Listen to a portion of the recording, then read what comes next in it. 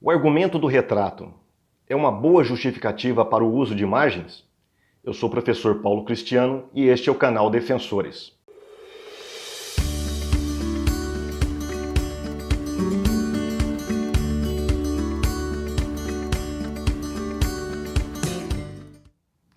Quem não gosta de ver uma bela foto, uma bela fotografia, um bom retrato, recordar aquelas sensações gostosas da época?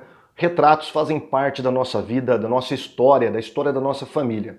Eu, por exemplo, tenho várias fotos, gosto de retratos, de quadros, e eu fico recordando quando o meu pequeno, já está com 22 anos hoje, mas ele era pequenininho assim, né? E eu fico recordando a época, o momento, pessoas da minha família que já faleceram, passaram para o Senhor, enfim, o retrato ele é um ótimo momento para nós recordarmos dessas circunstâncias tão boas que fizeram parte da nossa história, da história da nossa vida. Mas quando isso vai para dentro da doutrina, principalmente católica, ele toma uma dimensão um pouco mais, vamos dizer assim, teológica. É difícil você conversar com um católico sem que ele use o argumento do retrato, ou seja, será que as imagens católicas elas não funcionam como, por exemplo, um retrato, uma fotografia em nossos lares? Ninguém falaria que eu sou um idólatra simplesmente porque tem um retrato, uma fotografia do meu filho, ou quadros na parede que mostram pessoas queridas da minha família. Será que isso me torna um idólatra? Será que isso traz para mim uma sensação pejorativa de que eu estou adorando uma imagem? É mais ou menos nessa linha de pensamento que os católicos raciocinam.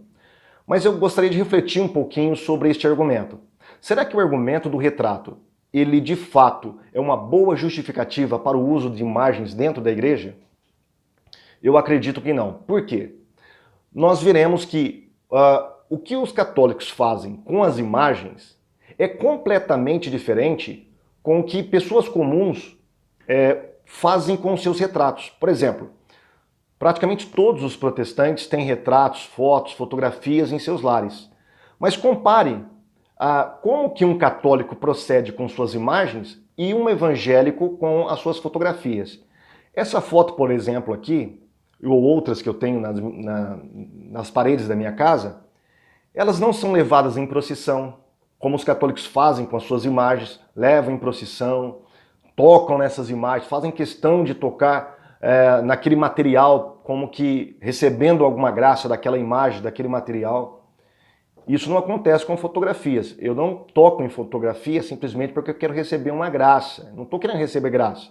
Simplesmente eu estou querendo olhar. A fotografia ela tem uma função estética, uma função puramente artística, diferente da imagem católica, que tem uma função não só decorativa, artística e exemplar, vamos dizer assim, mas também essa imagem recebe culto. Essas imagens são coroadas, essas imagens recebem capelas, igrejas, existem dias litúrgicos para essas imagens, onde se comemora o dia dessas imagens. Há toda uma biografia dessa imagem, onde a pessoa ela sabe de onde que veio essa imagem, onde ela foi parar, em qual capela ela está agora, as réplicas dessas imagens.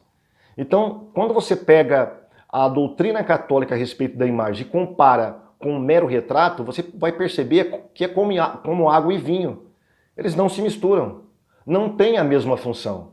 As imagens católicas, por exemplo, elas recebem procissão, cultos. Isso não acontece com uma mera fotografia. Uma fotografia tem uma função estética, como eu disse. Então, o argumento de que as imagens funcionam como uma mera fotografia não se sustenta nem pela Bíblia, pela palavra de Deus, e muito menos pela realidade, pelos fatos concretos que nós observamos no nosso dia a dia, na nossa vida. A diferença entre as imagens católicas e uma mera fotografia dentro da casa de um protestante é completamente diferente. Dentro da casa de um protestante, o protestante ele não leva essas fotografias em procissão, eles não ficam tocando nessas fotos ou retratos para que, através delas, eles possam alcançar algum tipo de graça. Eles não coroam, não oram a elas, não ficam borrifando água benta sobre elas, nem mesmo incenso, como acontece na Igreja Católica. As imagens católicas recebem todo esse tipo de culto. Então há um culto destinado às imagens, o que não acontece com uma mera fotografia dentro da casa de uma pessoa comum, ou mesmo de um protestante. Lá em Êxodo capítulo 20 e Deuteronômio capítulo 5, entre os 10 mandamentos, os 2 primeiros mandamentos condenam não só a idolatria de colocar algo no lugar e acima de Deus, mas também no segundo mandamento proíbe fazer imagens de esculturas e também prestar-lhes culto. Então, tanto o ato de fazer imagem quanto o ato de prestar culto, quando esses dois atos se juntam, aí há o que nós conhecemos como idolatria, o que é condenado pela palavra de Deus. E é justamente isso que, infelizmente, nós vemos dentro do culto católico, né? Dentro da liturgia católica, dentro da doutrina e teologia católica. Há todo um culto baseado em torno do uso das imagens. A palavra de Deus ela é bem clara, não farás para ti imagem de escultura.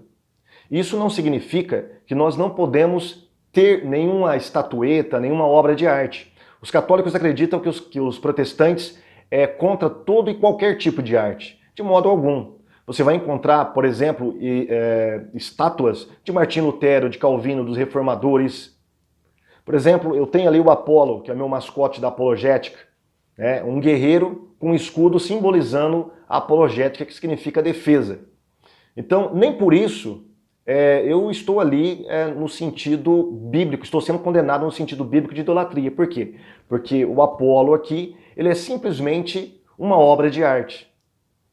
A sua função se reduz apenas na estética, simplesmente é isso. Tá? Tenho ali ao meu lado também uma foto com a minha família, e nem por isso eu posso me considerar idólatra. Por quê? Porque ela não recebe culto, ela não tem a função de responder minhas orações, ela não tem a função litúrgica, é simplesmente uma fotografia para lembrar de um momento em que eu passei com minha família.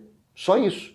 Agora, o culto católico em torno das imagens é completamente diferente. Por isso que o argumento de que as imagens católicas elas funcionam como um retrato, uma fotografia, ele não procede. Tá? Você católico, não utilize mais esse argumento quando você for discutir com um evangélico, porque além de ser antibíblico, ele não corresponde à realidade dos fatos que nós temos visto do que é realmente a função de um retrato, de uma fotografia. Se você gostou desse vídeo, deixa o seu like, deixa o seu comentário. Se você não é inscrito, inscreva também, se inscreva em nosso canal para que nós possamos ser uma bênção na vida de outras pessoas. No próximo vídeo nós vamos continuar falando sobre as doutrinas católicas em torno das imagens, se Deus assim o permitir. Fique com Deus e até o próximo vídeo.